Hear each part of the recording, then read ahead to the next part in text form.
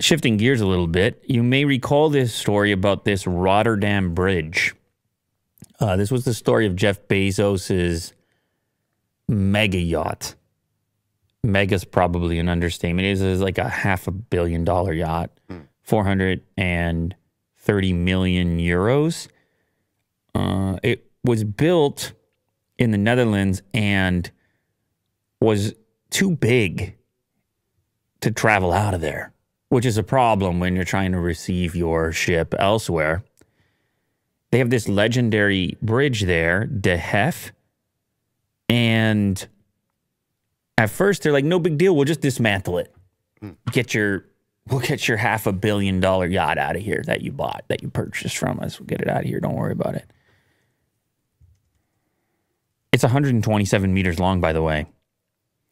There was a backlash that took place. The public there said, this bridge, which, by the way, built, what, 100 years ago? Give or take? 95-year-old bridge. Historic. They're like, hey, billionaire sir, a little bit risky to be taking down our historic landmark here and just like it's no big deal going to rebuild it. You screw something up, maybe there's no replacement for history at that. I mean, it's one thing if you're trying to rebuild it after a natural disaster or something, but just to get the yacht out, people were pissed. And so now the leader of this project, the builder of this ship, has said, we're not going to do it anymore. We're not going to take the bridge down. Rotterdam project leader Marcel Walraven said in February that it was impractical to move the incomplete ship under the bridge and then finish it elsewhere, opting instead to remove the middle section of the bridge and then reassemble it. Oh, that was originally the plan.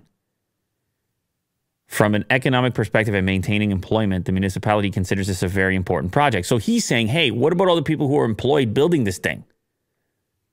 He's saying, this isn't all downside. We got $500 million coming into this town here where we build this ship for Mr. Bezos.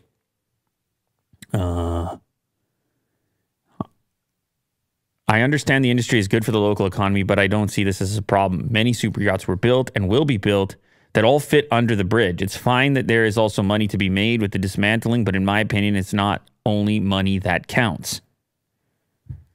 So they abandoned the plan to take down the bridge. Although in this update, there is absolutely no statement about what they are going to do. Undecided. Apparently it's not feasible to have the ship move past in pieces. So what are they going to do?